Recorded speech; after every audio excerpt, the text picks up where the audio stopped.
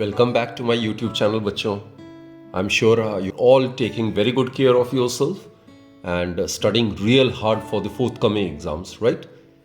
तो बच्चों, in the one shot revision series, today we are going to deal with chapter 11, which is dual nature of radiation and matter. और बच्चे dual nature का मतलब क्या होता है? दो nature, particle nature as well as wave nature.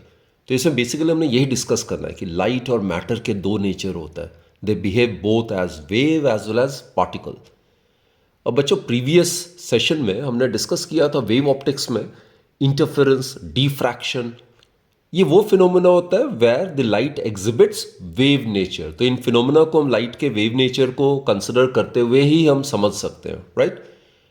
इस session में बच्चों हमने फोटो इलेक्ट्रिक इफेक्ट को डिस्कस करना है where radiation interacts with the matter.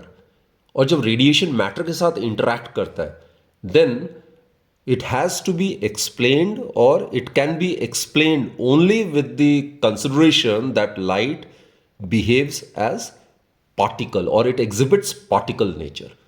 तो बेसिकली यही हमने डिस्कस करना है कि लाइट के दो नेचर है. वेव नेचर वो ऑलरेडी हम डिस्कस कर चुके हैं वेव ऑप्टिक्स में. फोटो इलेक्ट्रिक इफेक्ट में light exhibits particle nature. Light में इट कंसिस्ट ऑफ क्वांटा और particle, set of particles which are known as photons, जिसमें एनर्जी होती है, तो वो पार्टिकल की तरह बिहेव करता है. तो यही सारी चीज़ें हमने डिस्कस करनी है, राइट?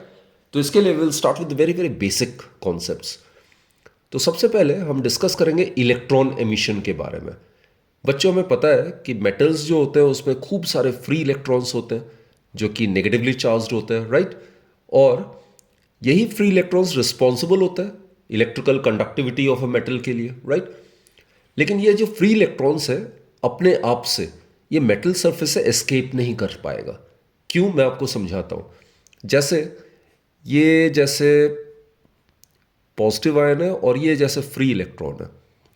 अब बच्चे जैसे ये फ्री इलेक्ट्रॉन मेटल से बाहर निकलने की कोशिश करेगा then what will happen is the metal surface will tend to acquire a positive charge, right?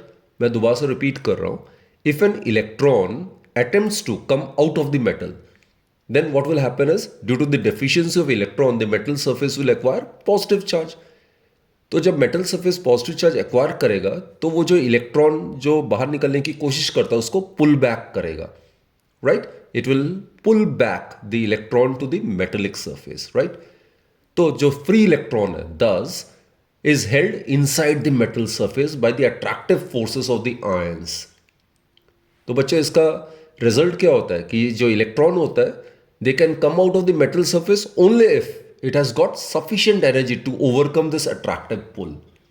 तो कहने का मतलब है अगर हमने इलेक्ट्रॉन को मेटलिक सरफेस से एमिट करना है, इजेक्ट करना है, तो उसके लिए इस मेटलिक सरफेस पे कुछ ना कुछ मिनिमम अमाउंट ऑफ एनर्जी हमें देना पड़ेगा जो कि उस अट्रैक्टिव फोर्स, जो आयन जिस अट्रैक्टिव फोर्स के साथ इलेक्ट्रॉन को अपनी तरफ खींच रहा है उसको ओवरकम कर सके, राइट? और बच्चों वो जो एनर्जी हमें देना पड़ेगा that can be done by various methods. एक होता है थर्म आयनिक एमिशन, एक होता है फील्ड एमिशन होता है. तो there are various methods by which energy can be given to the electron so as to make it overcome that attractive pull and escape the metallic surface. अब बच्चों मैंने आपको बताया कि certain amount of energy is required so as to overcome that attractive pull by the ions, right? तो जितना minimum amount of energy चाहिए होगा उस इलेक्ट्रॉन को ताकि वो मेटलिक सरफेस को लीव कर सके या एमिट हो सके मेटलिक सरफेस से, उसको हम वर्क फंक्शन कहते हैं. तो वर्क फंक्शन को let us denoted by W naught. तो आगे हम डिस्कस करेंगे. It is equal to h nu naught. H is the Planck's constant and nu naught is the threshold frequency. So it depends upon the nature of the metallic surface under consideration. So this work function, it depends upon the nature of material of the surface under consideration. और बच्चों work function, it is generally measured in electron volts. Atomic या nuclear physics में जो energy का unit हम use करते हैं that is in electron volts. अब 1 इलेक्ट्रॉन वोल्ट क्या होता है? ये वो एनर्जी होता है जो कि इलेक्ट्रॉन गेन करेगा जब उसको हम एक्सेलरेट कराते हैं bye potential difference of 1 volt. ठीक है, जब किसी इलेक्ट्रॉन को 1 वोल्ट पोटेंशियल डिफरेंस से एक्सेलरेट कराते हैं तब जितना वो इलेक्ट्रॉन एनर्जी गेन करेगा उसको हम कहते हैं इलेक्ट्रॉन वोल्ट. तो 1 इलेक्ट्रॉन वोल्ट जो होना चाहिए it should be equal to 1.6 into 10⁻⁻⁹, that's an electronic charge. Joule. So 1 electron volt is 1.6 into 10⁻⁻⁹ joule, right? तो जैसे मैंने कहा, electron volt is the unit of energy which is commonly use in atomic and nuclear physics. अब बच्चे, ये जो इतनी minimum amount of energy हमें रिक्वायर्ड है इलेक्ट्रॉन को मेटलिक सरफेस से एमिट या इजेक्ट करने के लिए, that energy can be provided by either of these three methods. एक होता है थर्म आयोनिक एमिशन. थर्म का मतलब हमें पता ही है बच्चे, हीट होता है. तो मेटलिक सरफेस को सूटेबली हीट करके वो जो सफिशिएंट थर्मल एनर्जी जो है वो हम इम्पार्ट करा सकते हैं फ्री इलेक्ट्रॉन्स को, ताकि हम उनको इनेबल कर सके कि वो मेटलिक सरफेस से बाहर आ सके. तो थर्म आयोनिक एमिशन में जो एनर्जी है that is provided by heat, that is provided by suitably heating the metallic surface, right. एक बच्चे होता है फील्ड एमिशन. अब फील्ड एमिशन मतलब यहाँ पे मैं इलेक्ट्रिक फील्ड की बात कर रहा हूँ. तो फील्ड एमिशन में क्या होता है, a very strong electric field is applied, और इलेक्ट्रिक फील्ड का ऑर्डर लगभग 10⁸ न्यूटन पर कूलम या वोल्ट पर मीटर होना चाहिए. तो उससे क्या होता है, electrons can be pulled out of the metal इतने स्ट्रॉन्ग इलेक्ट्रिक फील्ड में. स्पार्क प्लग में बेसिकली यही होता है. तो फील्ड एमिशन में a strong electric field of the order of 10⁸ volt per metre is applied so as to make the electrons to pull out of the metal, right. Then बच्चे photoelectric emission, इसी के बारे में हमने discuss करना है. Photo मतलब light.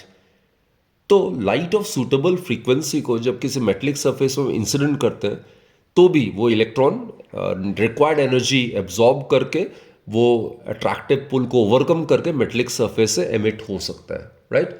So when light of suitable frequency illuminates a metallic surface, then also the electrons can acquire suitable energy and they can make an emission from the metallic surface. तो basically ये जो photo या light generated जो electrons हैं इनको हम photo electrons कहते हैं, और उसी इफेक्ट को हम फोटो इलेक्ट्रिक इफेक्ट कहते हैं, जो कि हमने डिटेल से डिस्कस करना है. फिनोमेना फोटो इलेक्ट्रिक एमिशन का ये सबसे पहले डिस्कवर किया था 1887 में बाय हेनरिच हर्ट्ज उनके इलेक्ट्रोमैग्नेटिक वेव एक्सपेरिमेंट्स के दौरान. और फिर बाद में हॉलवेक और लिनार्ड इन्होंने भी एक्सपेरिमेंटली स्टडी किया, राइट. एक्चुअली हॉलवेक का एक ऑब्जर्वेशन था. उन्होंने पाया कि जैसे ही एक zinc plate, suppose this is a zinc plate, right, and it is negatively charged, it is a negatively charge zinc plate. तो इसमें जैसे ही हॉलवेक ने पाया कि जैसे यूवी रेडिएशन को इंसिडेंट करते हैं, this is suppose the UV radiation, right. तो जैसे यूवी रेडिएशंस को यहाँ पे इंसिडेंट किया जाता है, then the zinc plate is found to lose some of its negative charge. तो ये नेगेटिव चार्ज को लूज कर जाता है, so it tends to acquire positive charge. तो उसने कहा कि हॉलवेक ने इसको एक्सप्लेन किया कि this negatively charged zinc plate tends to lose some of its negative charge when it is irradiated by UV radiations is because of the ejection of some of the electrons from its metallic surface, right. और ये जो phenomena था ejection of electrons का from a metallic surface, इसी को हम photo electric effect कहते हैं. क्लियर. तो बेसिकली बच्चों, फोटो इलेक्ट्रिक इफेक्ट फिनोमेना को एग्जिबिट होने के लिए जो इलेक्ट्रॉन्स है उसको एक सफिशिएंट एनर्जी हमें प्रोवाइड करना ज़रूरी है. और वो एनर्जी मैंने कहा इन तीनों मेथड्स में से किसी भी मेथड से हम उस इलेक्ट्रॉन को एनर्जी प्रोवाइड कर सकते हैं, राइट. और बच्चों, हॉलवेक और लिनार्ड ने ये भी एक्सपेरिमेंटली ऑब्जर्व किया कि जब ये जो अल्ट्रावायलेट रेडिएशंस जब इस जिंक प्लेट पे हम इंसिडेंट करते हैं, और अगर इसकी फ्रीक्वेंसी एक मिनिमम जो फ्रीक्वेंसी जो कि characteristic of the metallic surface है, जिसको हम थ्रेशोल्ड फ्रीक्वेंसी कहते हैं, अगर जो फ्रीक्वेंसी इंसिडेंट रेडिएशन की अगर उस थ्रेशोल्ड फ्रीक्वेंसी से कम होती है तो कोई भी इलेक्ट्रॉन्स इजेक्ट आउट नहीं होता है. और अगर इंसिडेंट रेडिएशन की फ्रीक्वेंसी उस थ्रेशोल्ड फ्रीक्वेंसी से ज़्यादा होती है, then the electrons are ejected out from the metallic surface, right. तो वो जो मिनिमम जो फ्रीक्वेंसी है जिससे ज़्यादा इंसिडेंट रेडिएशन की फ्रीक्वेंसी होनी चाहिए फोटो इलेक्ट्रॉन्स को इजेक्ट आउट होने के लिए, that is known as threshold frequency. अब बच्चों, फोटो इलेक्ट्रिक इफेक्ट का एक्सपेरिमेंटल स्टडी हमने डिस्कस करना है. ये एक स्कीमेटिक रिप्रेजेंटेशन है जो कि experimental study of photo electric effect के दौरान ये कंसिडर किया गया था. तो this experimental setup consist of an evacuated chamber, right. ये एक इवैक्यूएटेड ग्लास ट्यूब है जिसमें ये एक पतला सा थिन फोटोसेंसिटिव प्लेट है, और इसका जो कैरेक्टरिस्टिक फ्रीक्वेंसी है वो मान लेते हैं न्यू नॉट है। New naught is the threshold frequency which is the characteristic of this metallic surface, right.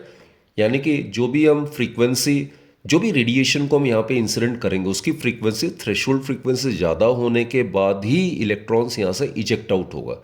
So it is a photosensitive plate on which if suitable, light of suitable frequencies incident on it, then electrons will be ejected out. और ये बच्चों एक collecting electrode है, right. This is a collecting electrode, और ये मान लेते हैं कोई मोनोक्रोमेटिक सोर्स ऑफ लाइट है, और यहाँ से रेडिएशन जो होगा सूटेबल फ्रीक्वेंसी का ये एमिटिंग इलेक्ट्रोड पे इंसिडेंट करना है हमने। एंड सपोज इसकी फ्रीक्वेंसी न्यू है, new is the frequency of this incident radiation, and as I am reminding you time and again, the frequency of this incident radiation must be greater than this minimum frequency which is the characteristic of this metallic surface, and this is what we call as threshold frequency, right। तो बच्चों एक threshold frequency है, एक threshold wavelength भी है। तो new not कितना हो जाएगा, c बाय लैम्डा नॉट। तो लैम्डा नॉट को हम थ्रेशोल्ड वेवलेंथ कहते हैं, न्यू नॉट को हम थ्रेशोल्ड फ्रीक्वेंसी कहते हैं। और ये दोनों चीज़ें जो है वो जिस मेटल से इलेक्ट्रॉन्स को इजेक्ट आउट करना है उस मेटल का कैरेक्टरिस्टिक है, उसके नेचर पे इसका वैल्यू डिपेंड करता है, राइट। थ्रेशोल्ड वेवलेंथ अगर कम होगा तो उस मेटलिक सरफेस की थ्रेशोल्ड फ्रीक्वेंसी ज़्यादा होगी, एंड वाइसी वर्सा। तो जैसे ही frequency of the incident radiation is greater than that of the threshold frequency, then electrons will be ejected out. मान लेते हैं ये इलेक्ट्रॉन्स इजेक्ट आउट हो रहा है, these are the electrons which are ejected out। और बच्चे ये पूरा सेटअप जरा देखो, it is connected to a commutator. Commutator का मतलब होता है इससे हम करंट की डायरेक्शन को या पोलैरिटी को हम रिवर्स कर सकते हैं। This is the ammeter which can be use to determine और basically measure the photoelectric current, right? It has to be connected in series. This is the voltmeter, this is a rheostat, इसका value vary करके हम potential difference को vary कर सकते हैं, और ये सोर्स है। और जैसे मैंने कहा कम्यूटेटर से हम इन दोनों की पोलैरिटी को हम चेंज कर सकते हैं, राइट। शुरू में बच्चों अगर कलेक्टर की पोलैरिटी अगर पॉजिटिव रखते हैं with respect to that of this emitting electrode, then what happens, जो भी इलेक्ट्रॉन्स यहाँ से इजेक्ट आउट होगा they will get attracted towards this, isn't it. वो सारे के सारे यहाँ पे अट्रैक्ट हो जाएगा, तो सर्किट कंप्लीट होने की वजह से कुछ करंट फ्लो करेगा, that is what we call as photo electric current. और ये पाया गया कि जैसे जैसे इस इंसिडेंट रेडिएशन की इंटेंसिटी बढ़ाते जाते हैं वैसे वैसे ये एमीटर ज़्यादा से ज़्यादा रीडिंग देता रहता है। इसका मतलब है जो फोटो इलेक्ट्रिक करंट की जो मैग्नीट्यूड है या जो number of electrons eject out हो रहा है पर second, that is directly proportional to the intensity of the incident radiation. The more the intensity of the incident radiation, the more is the magnitude of the photoelectric current. Photoelectric current और intensity of light के बीच में अगर graph plot किया गया experimentally, तो it is found to be a straight line. So these two are directly proportional to each other, right? अब क्या किया गया, लिनार्ड और हॉलवेक ने what they have done was कि ये कम्यूटेटर के हेल्प से इसकी पोलैरिटी को रिवर्स कर दिया गया। पोलैरिटी को रिवर्स कर देने का मतलब है now the collector is at lower potential and emitter is at higher potential, right. ये कलेक्टर लोअर पोटेंशियल और ये एमिटर हायर पोटेंशियल पे।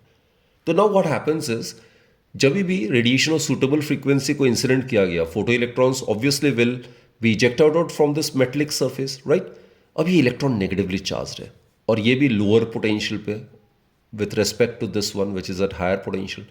तो जो भी इलेक्ट्रॉन्स उस तरफ जाएगा they will experience electric force of repulsion. So as the electron approaches towards the collecting electrode, what happens its velocity will keep on decreasing. Its velocity will keep on decreasing. I'll show it with the help of this diagram. तो इसमें arrow का जो length है वो मैं कम करता जा रहा हूँ, इंडिकेटिंग दैट जैसे ही इलेक्ट्रॉन इस कलेक्टिंग इलेक्ट्रोड के पास जा रहा है उसकी स्पीड कम होती जा रही है, कम होती जा रही है। तो ऑब्वियसली जैसे ये रिवर्स पोटेंशियल की मैग्नीट्यूड में बढ़ाता रहता हूँ वैसे वैसे बहुत ही कम से कम इलेक्ट्रॉन जो वो कलेक्टिंग इलेक्ट्रोड तक पहुँच जाता है। So if the applied voltage is reversed and is gradually increased in the reverse direction, then what happens? Fewer and fewer electrons are able to reach the collecting electrode. और बच्चों एक stage तो ऐसा आएगा जब इसका रिवर्स वोल्टेज बढ़ाते बढ़ाते एक स्टेज ऐसा आएगा जब कोई भी इलेक्ट्रॉन यहाँ तक पहुँच नहीं पाएगा, राइट? वो पहले यहाँ पे आके उसकी सारी की सारी काइनेटिक एनर्जी खत्म हो जाएगी और वो kinetic energy electric potential energy में कन्वर्ट हो जाएगा। जिन इलेक्ट्रॉन्स में सफिशिएंटली हाई काइनेटिक एनर्जी है सिर्फ वही उस इलेक्ट्रिक फोर्स और रिपल्शन को ओवरकम करके कलेक्टर तक पहुंच पाएगा। तो अगर ये रिवर्स वोल्टेज हम बढ़ाते जाते हैं ग्रेजुअली तो fewer and fewer electrons will be able to reach this collecting electrode and at a particular reverse voltage a stage will come when no electron will be able to reach the collecting electrode. तो उस case में photoelectric current will become zero, right? तो वो जो voltage है reverse direction में जिसमें photoelectric current zero हो जाता है या कोई भी इलेक्ट्रॉन कलेक्टिंग इलेक्ट्रोड तक पहुंच नहीं पाता है, that is known as stopping potential, right?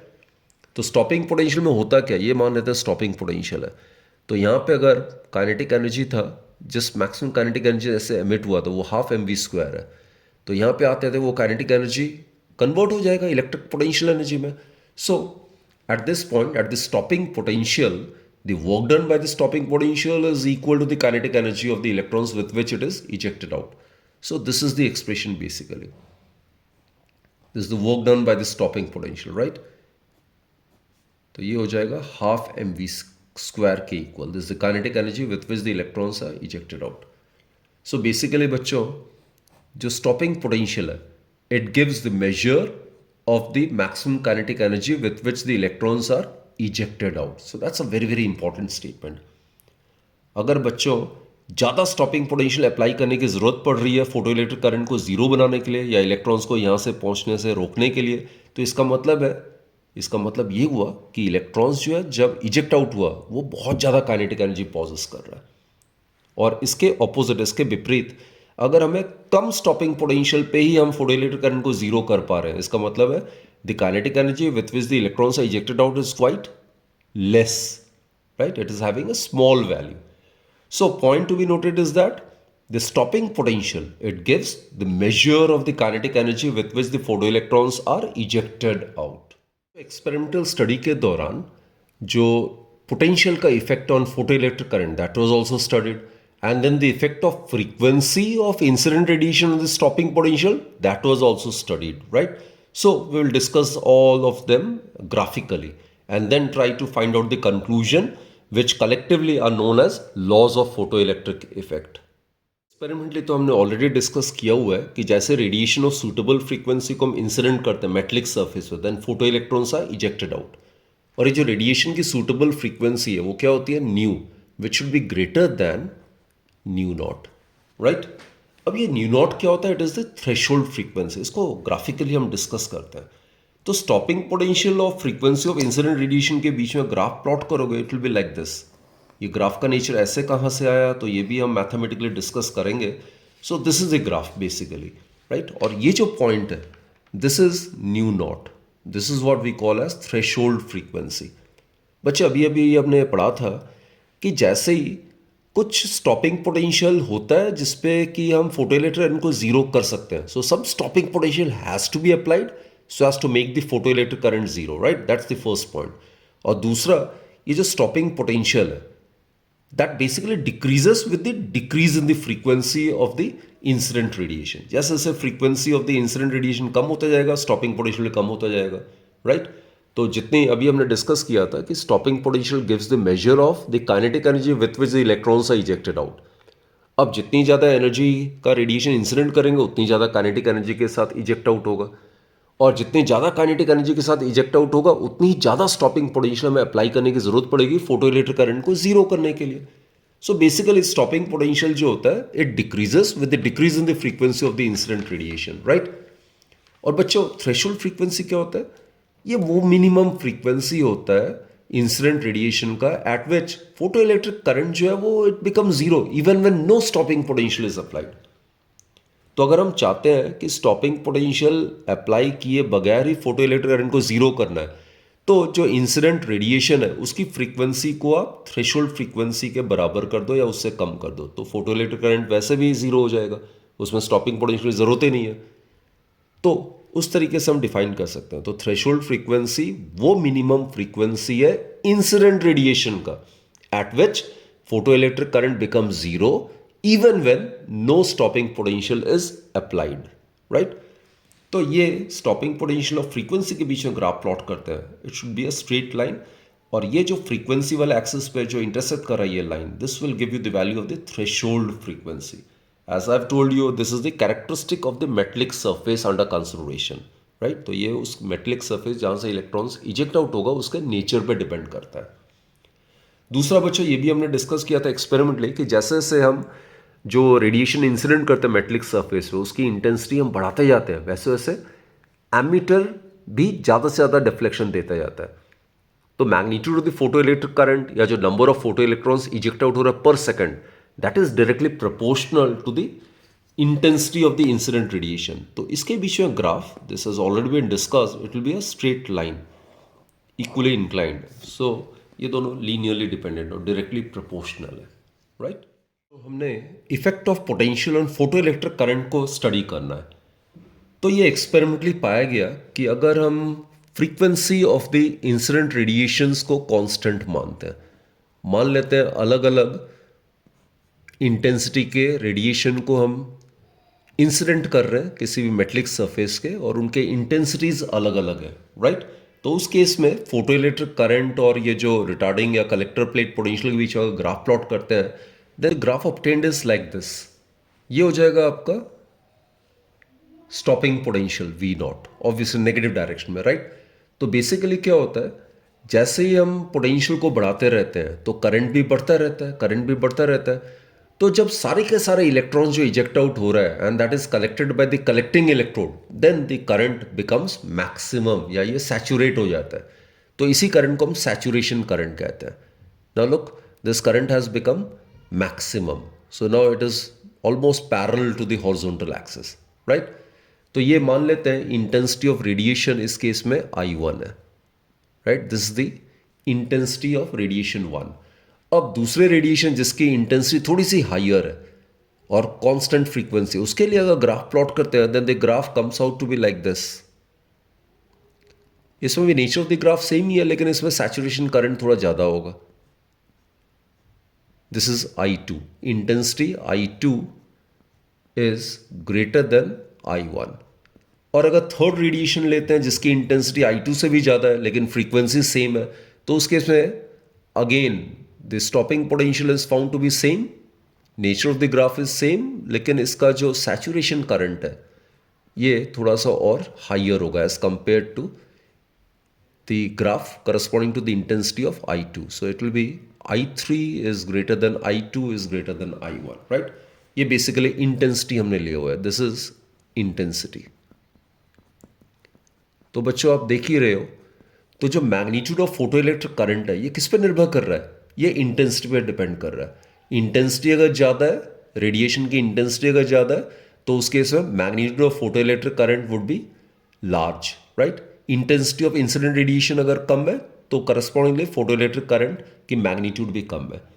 तो बच्चों जो number of photoelectrons eject out हो रहा है पर सेकंड, यानी कि जो मैग्नीट्यूड है फोटो इलेक्ट्रिक करंट की, वो किस पे निर्भर करता है, it depends upon the intensity of the incident radiation, right. It depends upon the intensity of the incident radiation. The greater the intensity of the incident radiation, more are the number of photoelectrons ejected per second from the metallic surface, and greater will be the magnitude of the photoelectric current. अब बच्चों अब हम study करते हैं effect of frequency of the incident radiation on stopping potential.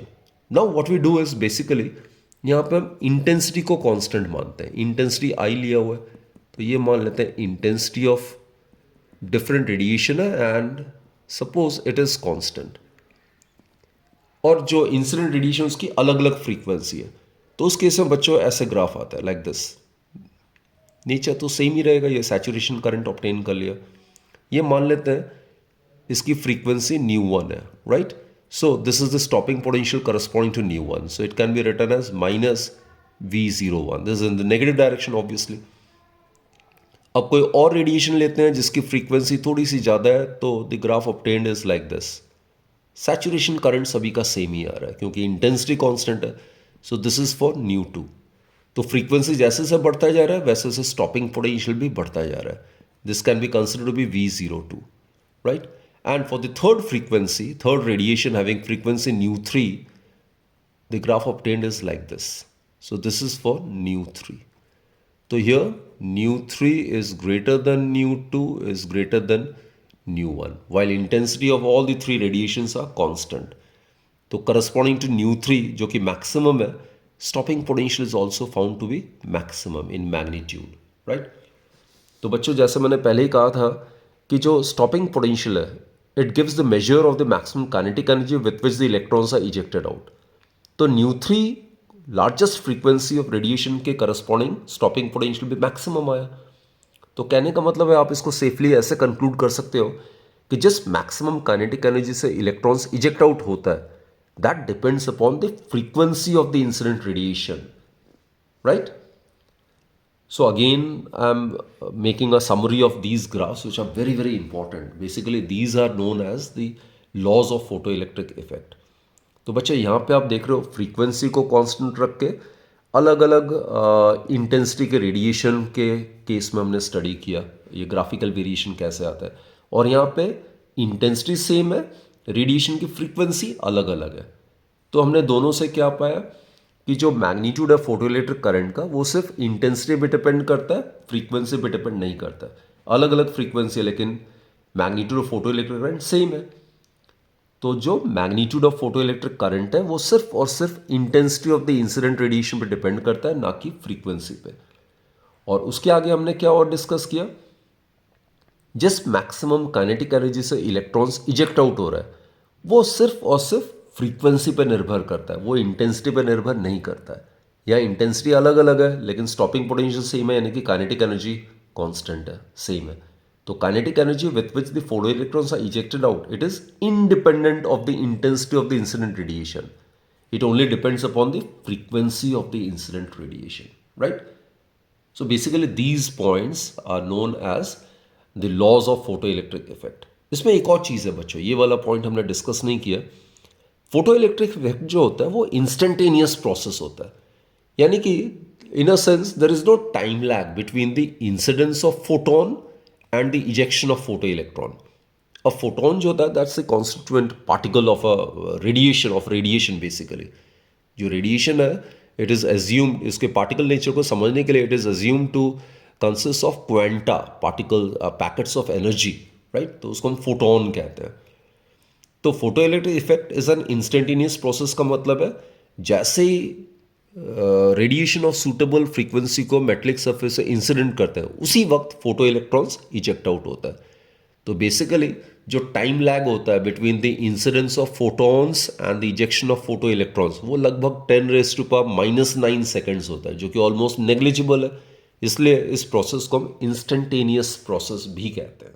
अब बच्चों Einstein के photo electric equation की बात करते हैं. I mean mathematically laws of photo electric effect को जस्टिफाई करने की कोशिश करते हैं.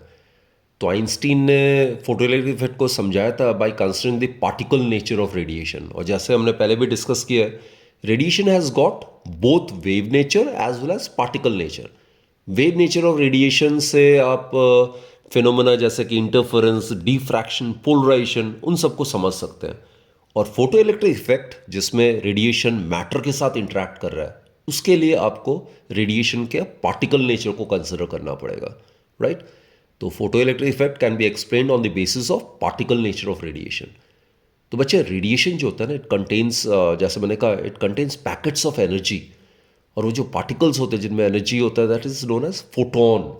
And each photon possesses energy given by E equals to h nu. Nu is the frequency of the incident radiation, right? And h जो है आपको पता ही है प्लैंक्स कांस्टेंट है. It's values 6.62 into 10⁻⁻34 joule second. तो बेसिकली होता क्या है, ये सपोज कोई मेटल मान लेते हैं, फोटो सेंसिटिव मटेरियल मान लेते हैं, और ये आपने रेडिएशन को इंसिडेंट किया, राइट? एंड सपोज ये जो मेटलिक सरफेस है इसकी थ्रेशोल्ड फ्रीक्वेंसी ν0 है और इसमें से एक इलेक्ट्रॉन को इजेक्ट आउट करने के लिए जो मिनिमम अमाउंट ऑफ एनर्जी की जरूरत है, क्या हम उसको वर्क फंक्शन कहते हैं? Yes, it is known as work function and it is given by h ν0, This is the work function, right? It is the minimum or threshold energy which is required so as to make an electron come out of the metallic surface. जो positive ion उस electron को अपनी तरफ खींच रहा था दोबारा से मेटलिक सरफेस की ओर, तो उसको ओवरकम करने के लिए मिनिमम अमाउंट ऑफ एनर्जी की जरूरत होती है. उसी को हम थ्रेशोल्ड एनर्जी या वर्क फंक्शन कहते हैं. ये जो थ्रेशोल्ड फ्रीक्वेंसी है, थ्रेशोल्ड एनर्जी या वर्क फंक्शन है, this is the characteristic of this metallic surface. यानी कि ये मेटलिक सरफेस के नेचर पे डिपेंड करता है. और बच्चों, ये जो इंसिडेंट रेडिएशन है, इसकी फ्रीक्वेंसी न्यू मान लेते हैं और एनर्जी ई मान लेते हैं. ऑब्वियसली इसकी एनर्जी जो वर्क फंक्शन से ज़्यादा होनी चाहिए, राइट? और in other words, for the ejection of the photo electrons to take place, the frequency of the incident radiation must be greater than that of the threshold frequency which is the characteristic of this metallic surface. ठीक है? तो जब कोई हम radiation को incident करते हैं तो फोटोन में एनर्जी कितनी होती है? H nu. तो a photon get completely absorbed by an electron. बच्चों ध्यान रखना, photo electric effect is a one photon one electron phenomena. यानी कि one photon is capable of ejecting out only one electron. तो मैं इसको दोबारा से मैं रिपीट कर रहा हूं. जैसे ही रेडिएशन ऑफ सूटेबल फ्रीक्वेंसी को आप मेटलिक सरफेस पे इंसिडेंट करते हो, तो one photon get completely absorbed by an electron.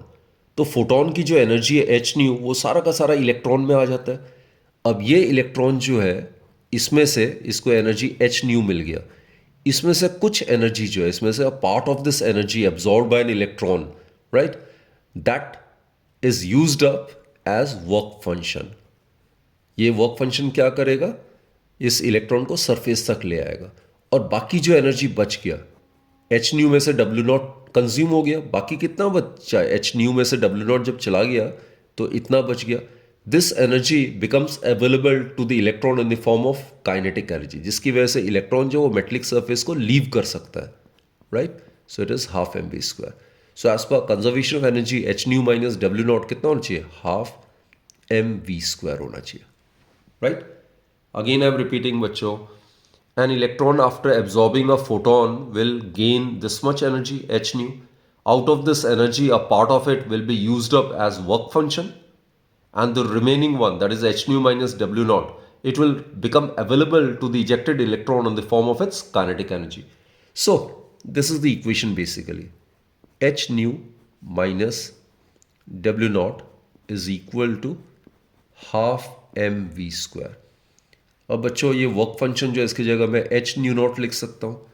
So h nu minus h nu naught is equal to half m v square. और एच कॉमन है, तो nu minus nu naught is equal to half m v square, right? So actually this is known as Einstein's photo electric equation. Nu जो है obviously frequency of the incident radiation है. किसी भी given metallic surface के लिए new not जो है वो कांस्टेंट है. और हाफ एम वी स्क्वायर क्या? Kinetic energy with which the photo electrons are ejected out. अब इसको ज़रा स्टडी कर लेते हैं, ज़रा चेक करो. न्यू जो फ्रीक्वेंसी इंसिडेंट रेडिएशन का, अगर न्यू नॉट से कम हुआ, if new is less than new not, पहला केस देखते हैं. If new is less than new not, तो क्या होगा? काइनेटिक एनर्जी जो होगा वो नेगेटिव हो जाएगा. अगर न्यू नॉट से कम होगा तो nu minus nu naught would be negative, so kinetic energy is negative. तो it is not possible, right? ये फिजिबल नहीं है.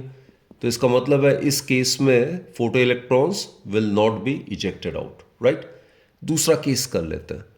If nu is equal to nu naught, बच्चों देखो, अगर न्यू नॉट के इक्वल हो जाता है तो kinetic energy will become zero. तो इस केस में भी proper ejection of the photo electrons is not feasible. तो यहां पे भी photo electric effect is not observed. अब तीसरा केस आ जाता है new greater than new not. इस केस में अगर न्यू नॉट से ग्रेटर है, इस केस में काइनेटिक एनर्जी इज पॉजिटिव. यानी कि यही एक कंडीशन है जिसमें photo electrons will be ejected out. So that's the law basically, isn't it? So electrons from a metallic surface will be ejected out only when the radiation of frequency greater than the threshold frequency, which is the characteristic of the metallic surface, is incident on that surface. तो सिर्फ इसी condition पे, सिर्फ और सिर्फ इसी condition में ही photo electrons जो होगा वो इजेक्ट आउट हो सकता है. तो मैथमेटिकली भी ये जस्टिफाई हो गया। दूसरा बच्चों एक और चीज़ ध्यान दो, ये जो फ्रीक्वेंसी है, with the increase in the frequency of the incident radiation, जो kinetic energy with which the electrons are ejected out, that will also increase. So that is another law which we have discussed in the earlier page, right? So the kinetic energy with which the photoelectrons are ejected out, it depends only upon the frequency of the incident radiation. वो intensity पे depend नहीं करता है, right? तो अगर board में ऐसा question आता है ना कि अगर फ्रीक्वेंसी ऑफ इंसिडेंट रेडिएशन को ट्वाइस कर दिया तो काइनेटिक एनर्जी कितने क्या होगा उसमें, तो आपने लिखना है काइनेटिक एनर्जी इंक्रीजेस. आपने ट्वाइस इंक्रीज नहीं लिखना है क्योंकि यहाँ पे न्यू माइनस न्यू नॉट भी है. तो answer is whether the frequency is increase by 2 times और 3 टाइम्स. आपने आंसर लिखना है the kinetic energy of the ejected electrons will also increase, right? दूसरा बच्चों देखो, जैसे मैंने कहा है फोटो इलेक्ट्रिक इफेक्ट जो होता है, आइंस्टीन ने कहा था कि वो 1 फोटोन 1 इलेक्ट्रॉन फिनोमेना है. That is 1 photon is capable of ejecting out only 1 electron. अब अगर हाई इंटेंसिटी वाले बीम को मैं इंसिडेंट करता हूं, अब हाई इंटेंसिटी बीम का मतलब क्या होगा, उसमें खूब सारे फोटॉन्स होंगे. जब खूब सारे फोटॉन्स इंटरैक्ट करेंगे इलेक्ट्रॉन्स के साथ और उनकी अगर फ्रीक्वेंसी, अगर थ्रेशोल्ड फ्रीक्वेंसी ज़्यादा है, तो खूब सारे फोटो इलेक्ट्रॉन्स प्रोसेस के दौरान इजेक्ट आउट होगा.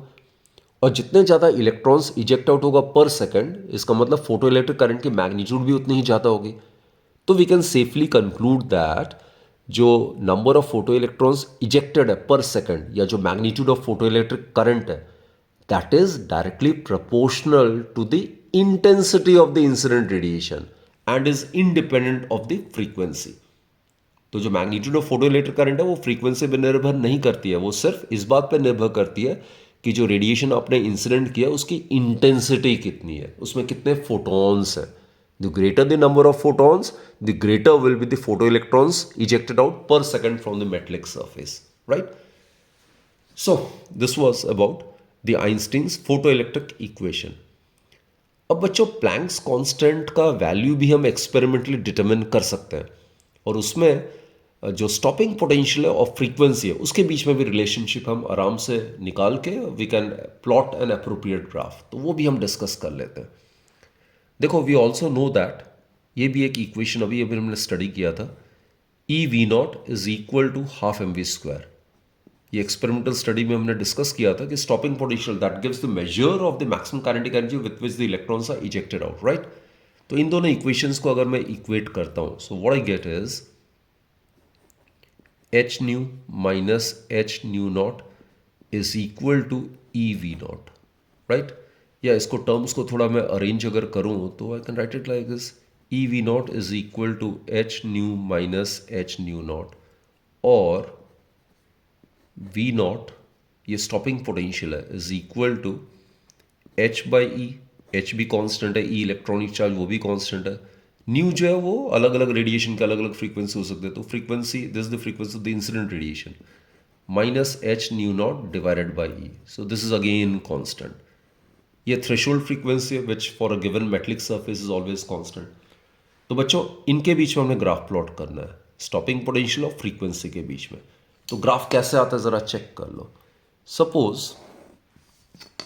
ये जो वर्टिकल एक्सिस है, this represents retarding potential, right? This represents the stopping potential,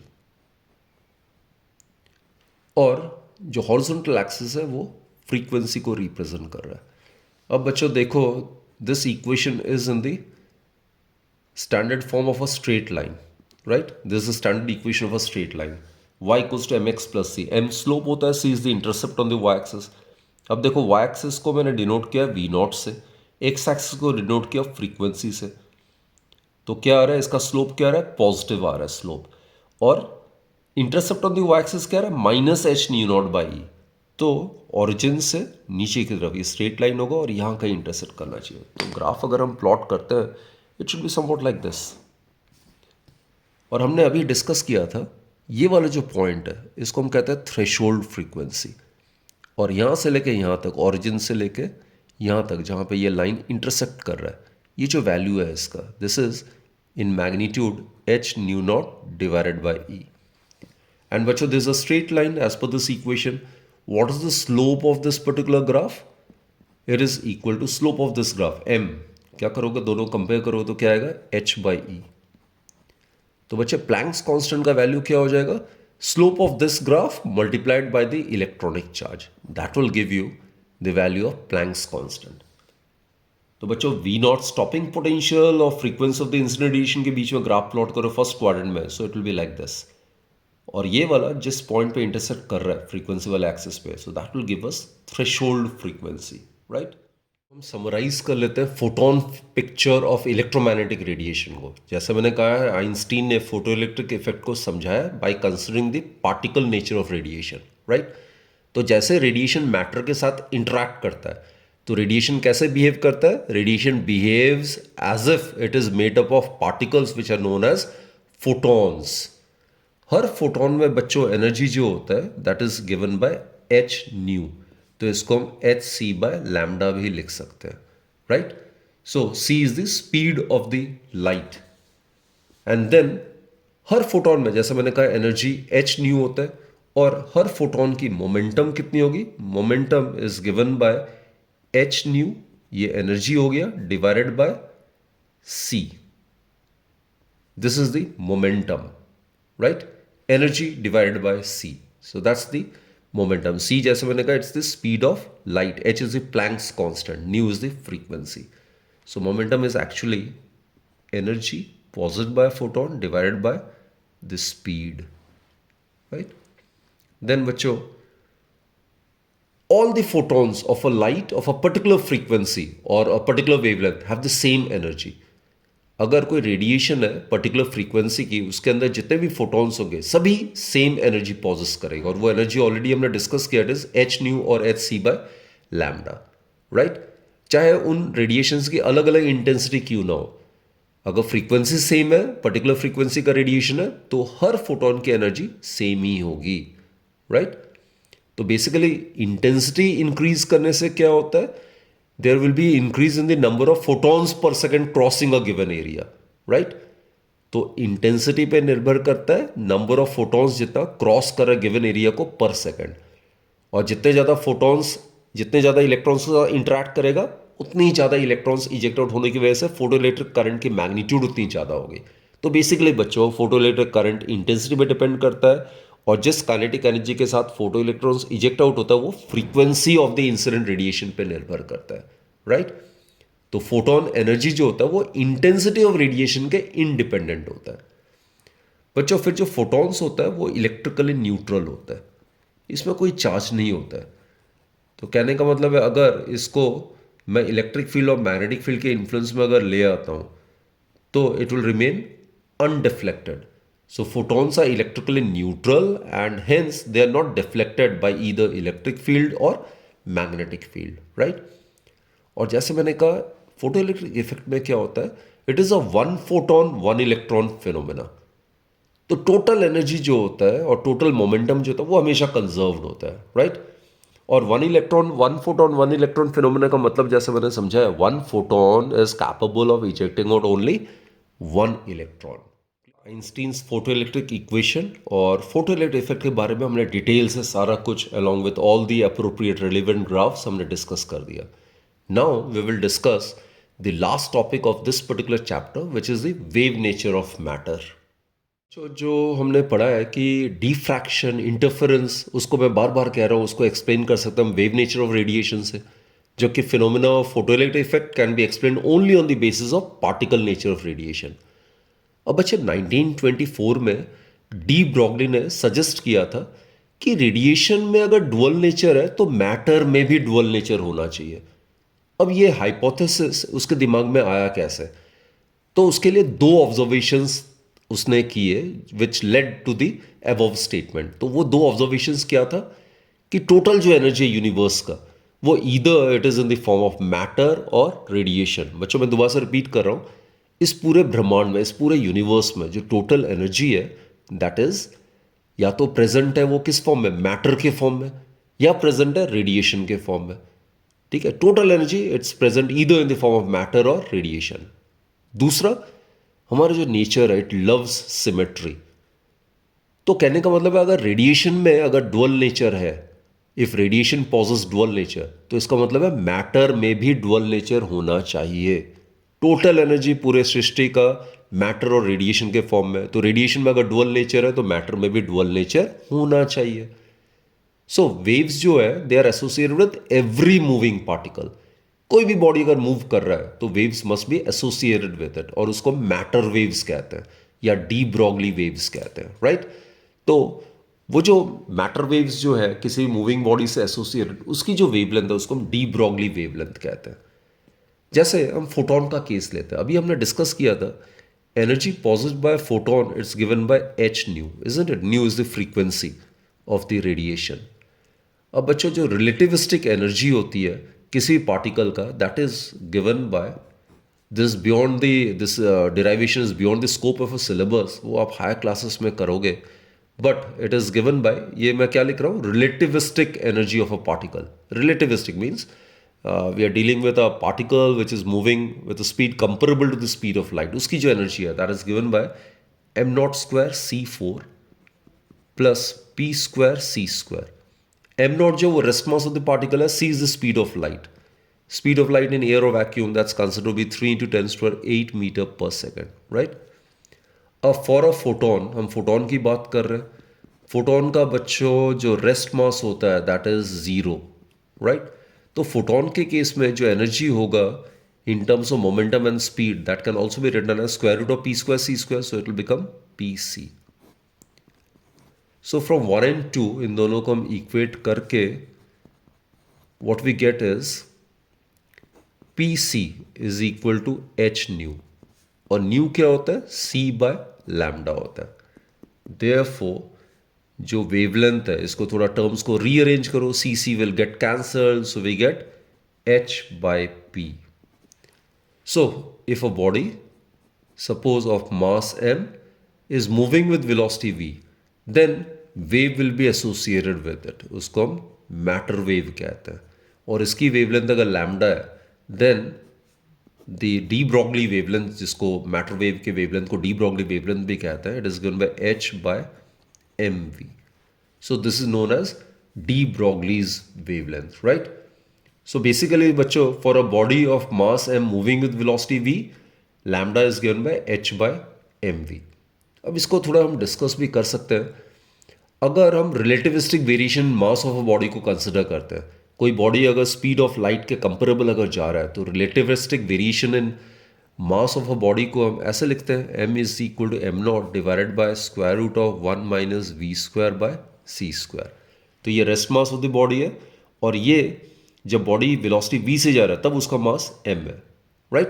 तो उस केस में हम डी ब्रॉगलीज वेवलेंथ को ऐसे लिख सकते हैं, ये m का वैल्यू आप यहाँ पे सब्सटीट्यूट करो, so what we get is m naught v, ये ऊपर चले जाएगा, so we get square root of 1 minus v square divided by c square. So basically this gives the de Broglie's wavelength associated with a body when it is moving at very high speed। तो उस case में this formula is considered। यहाँ पे एक चीज़ discuss करना बहुत ही important है, ये जो मैटर वेव्स के साथ जो डी ब्रॉगली वेवलेंथ एसोसिएटेड होता है मैक्रोस्कोपिक ऑब्जेक्ट्स के लिए, मैक्रोस्कोपिक ऑब्जेक्ट्स जो डेली लाइफ में हम ऑब्जेक्ट देखने को मिलता है, right, a stone, a ball और any such objects which we tend to see in our daily life। तो मैक्रोस्कोपिक ऑब्जेक्ट के लिए अगर हम मेजरमेंट करें, जैसे कोई बॉडी मान लेते हैं 2 kg का, 3 kg का, और वो मूव कर रहा मान लेते हैं 10 मीटर पर सेकेंड से 40 मीटर पर सेकेंड से, तो उस केस में अगर डी ब्रॉगली वेवलेंथ अगर हम इस फॉर्मूले से निकालते हैं तो its value will come to be very small, 10⁻⁻34 के ऑर्डर में आएगा। तो इतना कम होगा कि उसको मेजर करना पॉसिबल ही नहीं होगा। तो यही रीज़न है कि मैक्रोस्कोपिक ऑब्जेक्ट्स जो डेली लाइफ में हम देखते हैं they do not show wave like properties, right. तो ये बेसिकली हम जो सब एटॉमिक डोमेन होता है उसमें वेव कैरेक्टर ऑफ पार्टिकल्स जो होता है वो सिग्निफिकेंट होता है, और उस केस में वो मेजरेबल होता है, राइट। तो चलो अब ग्राफिकल वेरिएशन कर लेते हैं। हमें पता है लैम्डा जो है h बाय एम वी है, राइट। तो फॉर अ गिवन मास, अगर किसी पर्टिकुलर बॉडी के लिए अगर हम करते हैं तो उस पर्टिकुलर बॉडी का मास अगर कांस्टेंट है तो I mean for a given body, तो क्या होगा, लैम्डा जो होगा de Broglie wavelength inversely proportional to speed होगा। यानी कि स्पीड बॉडी की बढ़ेगी तो डी ब्रॉगली वेवलेंथ कम होगा and vice versa inversely proportional है, तो कर्व जो होगा वो हाइपरबोलिक हो जाएगा, the graph would be like this, right. Similarly बच्चों, अगर हम किसी भी अलग अलग बॉडी लेते हैं और सभी अलग अलग, कोई लाइटर बॉडी है कोई हेवियर बॉडी है, लेकिन उन दोनों बॉडी का वेलोसिटी का कांस्टेंट लेते हैं, right. So for a given velocity of bodies having different masses, तो उस केस में लैम्डा क्या हो जाएगा, इन्वर्सली प्रोपोर्शनल टू मास है। यानी कि for heavier body de Broglie wavelength जो होगा वो कम होगा and vice versa if the lighter and the heavier body possess the same velocity. तो इसमें भी लैम्डा और एम के बीच में अगर हम ग्राफ प्लॉट करते हैं तो उसमें भी हाइपरबोलिक आना चाहिए like this.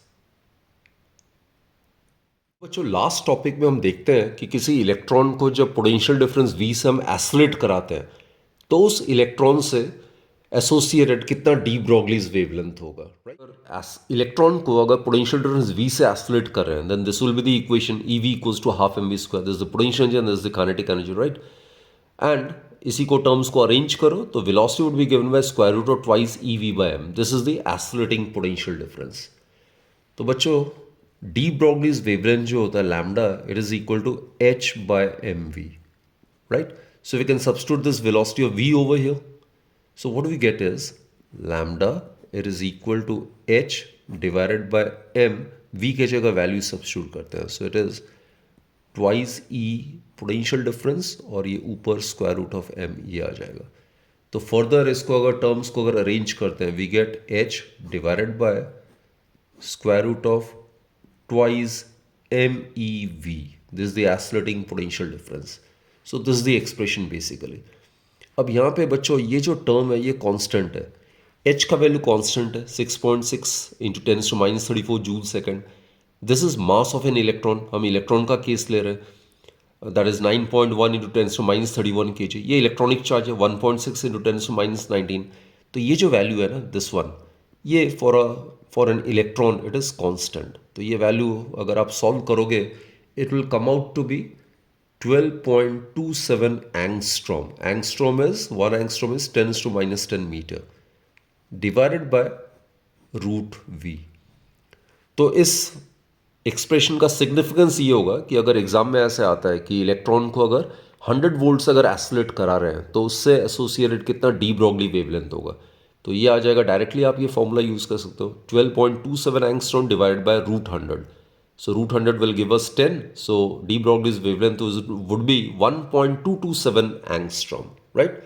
So in that sense, this formula is very, very useful.